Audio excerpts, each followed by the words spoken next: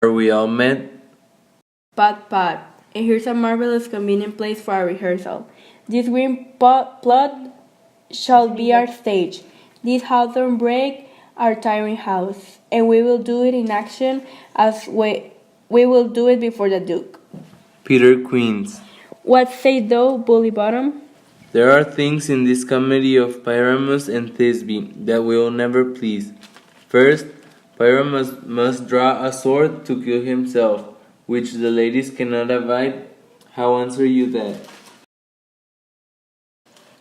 By laying a parlor of fear. I believe we must leave the killing out when it's all done. Not a whit. I have a device to make all well. Write me a prologue, and let the prologue seem to say, we will do not harm with our swords, and that Pyramus is not killed indeed.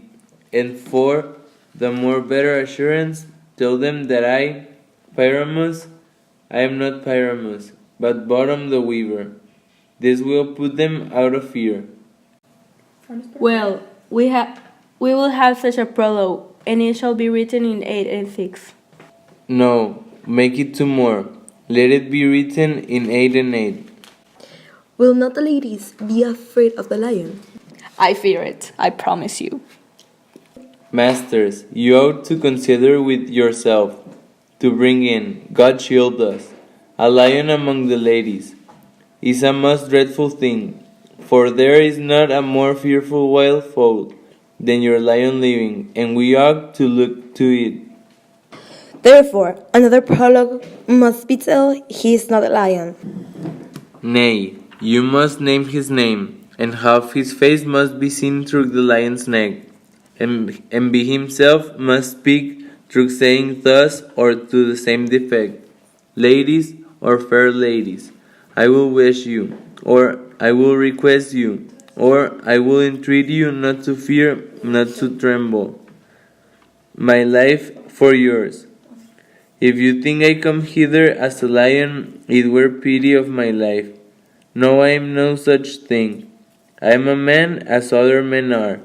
And there indeed, let him name his name, and tell them plainly he is not the joiner. Well, it shall be so, but there is 2 hard things. That is, to bring the moonlight into a chamber, for you know, Pyramus and Thisbe meet by moonlight. Does the moon shine that night we play our play?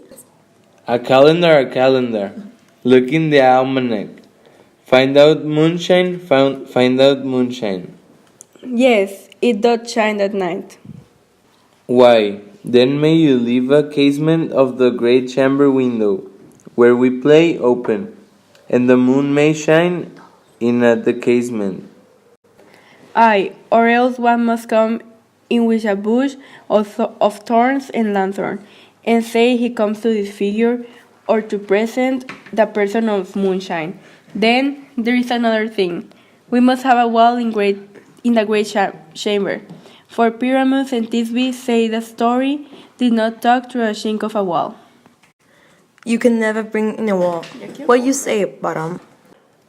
Some man or other must present wall, and let him have some plaster, or some loam, or some rough cast about him, to signify wall, and let him hold his fingers thus, and to that cranny shall Pyramus and Thisbe whisper.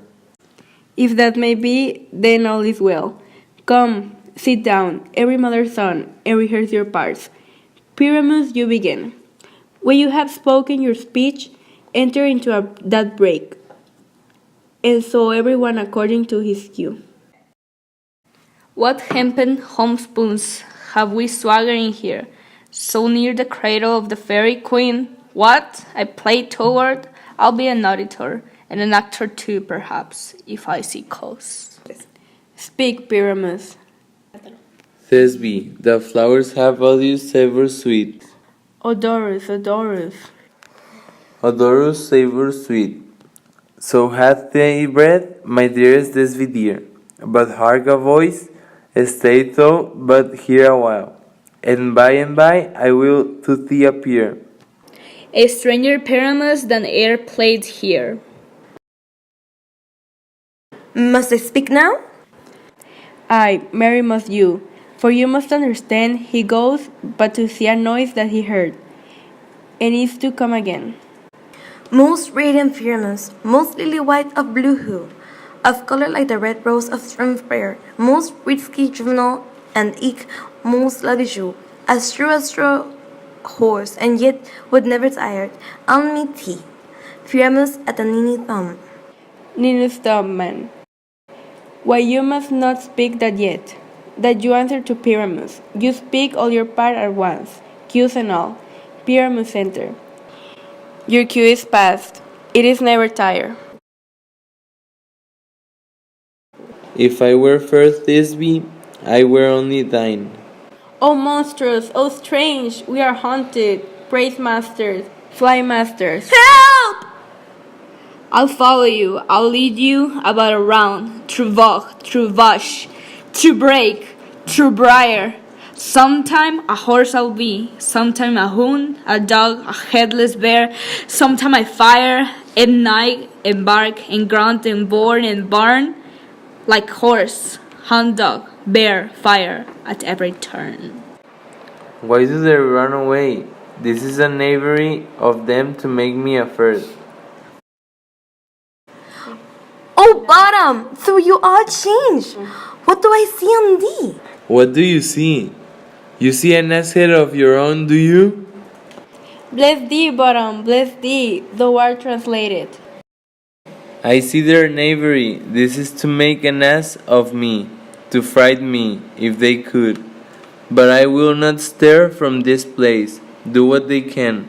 I will walk up and down here, and I will sing. Then they shall hear, and I am not afraid. Thou so cock so black o who, with the orange tawny bill, that rustle with his nose so true, then ran with the little quill. Oh, what an angel wakes me from my flowery bath. The finch, the sparrow, and the lark, that plain song cuckoo grey, whose note full many a man that mark, and there's not to answer nay. For indeed, who would set his wit to so foolish a bird? Who would give a bird the lie, though the crack cuckoo never so? I pray thee, gentle Morven, sing again. Mine ear is so much immured by the note, so is mine eye entrailed to the shape, and by the fair beauty force performed thus move me. On the first view, to say it to where I love thee. Methinks, mistress, you should have little reason for that, and yet, to say the truth, reason and love keep little company together nowadays. The more the pity that some honest neighbors will not make them friends. Nay, I can gleek upon occasion. Thou art as white, thou art as beautiful. Not so either, but if I had wit enough to get out of his wood, I have enough to serve mine own turn. Out of these woods not desire to go. Thou shalt remain here, where you wilt or not. I am a spirit of common raid. The summer still doth on my state, and I don't love thee. Therefore, go with me. I'll give 3 fairies to attend on thee, and they shall fetch jewels from the deep, and sing while through pressed flowers deep sleep.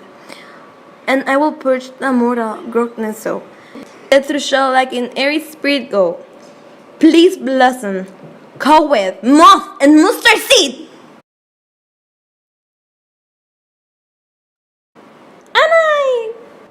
And I. Where shall we go?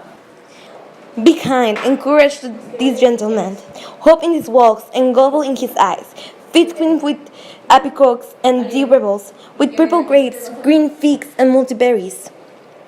The honey bags seal from the home of bees, and for night tapers crow in the wet sides, and the light then at the fairy glow warm eyes, to have my love to bed, and to rise, and pluck the wings from pink butterflies, to fan the mean bumps from his sleeping eyes. Not to him, elves, and do not him courtesy. Hail, mortal!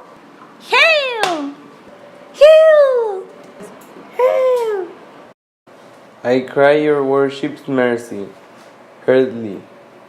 I beseech your worship's name. Cobweb.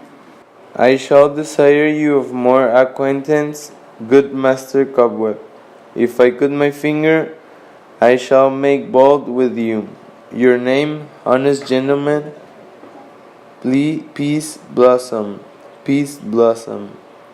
I pray you commend me to Mistress Squatch, your mother, and to Master Peascot, your father, good Master Peace Blossom. I shall desire you of acquaintance too. Your name, I beseech you, sir, Mustard Seed, Mustard Seed. Good Master, Mustard Seed, I know your patience well. That same cowardly giant like ox beef had devoured many a gentleman of your house. I promise you, your kindred hath made my eyes water are now. I desire you of more acquaintance, good Master Mustard Seed. Come, wait upon him. Lead him to my bower. The moon means things, looks with a watery eye, and when he weeps, weeps everything like flour, lamenting some chastity. Tie my lover tongue, bring him silently.